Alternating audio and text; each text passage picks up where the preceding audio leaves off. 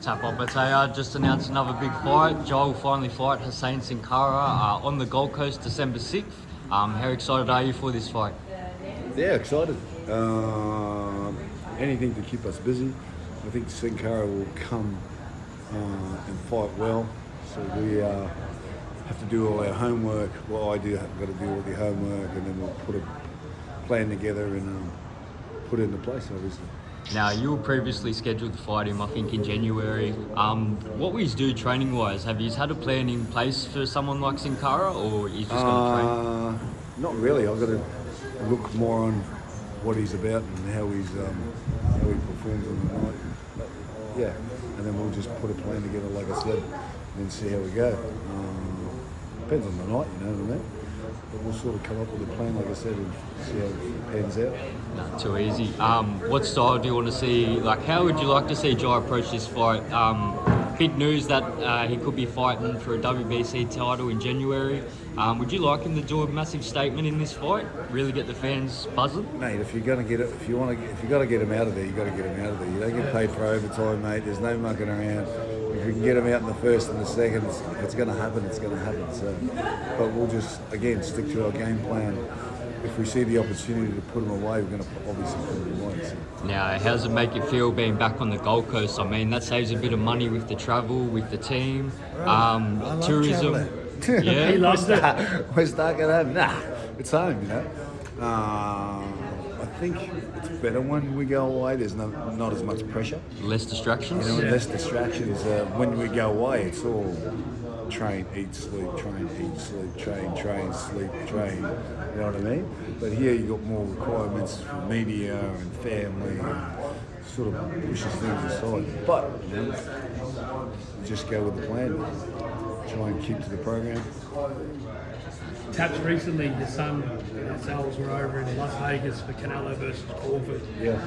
I was on the ground, it was quite amazing. And no, I'm being honest. Yeah. Guys like Roy Jones came up to me. Yeah. Nick, this Jai Opetaia is the real deal. Hey Roy, I know what it's about. How honoured were you to see all that footage come out with Jai and Roy and these fighters overseas, Yeah. Lennox Lewis even.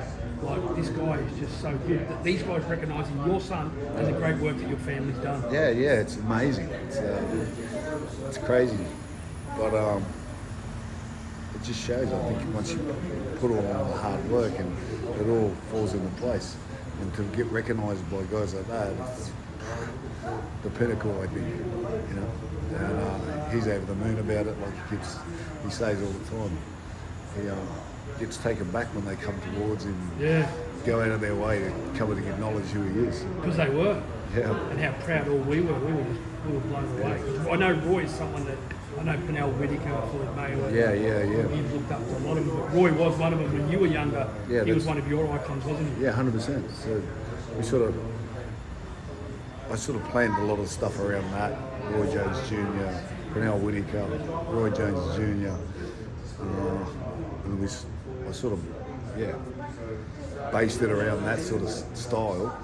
And then we sort of added on other stuff as the years gone on. And, you know, it's just getting stronger and better. And, yeah. Such a big year for you, very active year. You know, by the time December the 6th comes around, you fought 3 times this year. I know we don't want to look too past Sin Cara. Sin Cara is obviously a big fight, one that you're going to do in January, but it's already been thrown around Badou Jack early next year. Yeah. And then obviously I bumped into Oscar last week. The Ramirez fight is on the tables for early next year, for middle part of next year. How do you as a team, and that, not try and look too far forward, but knowing that these big fights are on the horizon and getting closer? It's quite easy for him to back the other fights up because he doesn't get hurt. And a lot of them are, I don't know, not going to sound bad or anything, but they're easy pretty much. He makes it look easy. So once he finishes it, he's ready to go again. He can fight 3 weeks after, sort of thing. Yeah. If that makes any sense. But yeah, depends on the fight, how much damage he takes. But he'll fight the week after if you ask him. Yeah. So it really doesn't matter.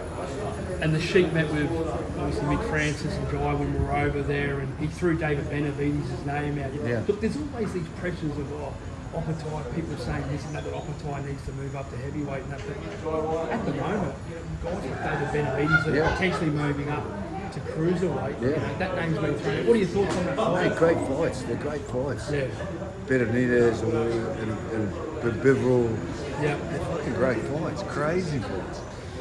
But hey, as soon as they say let's do it, we'll do it. Doesn't matter whether it's heavyweight, fucking down the bottom, light heavyweight.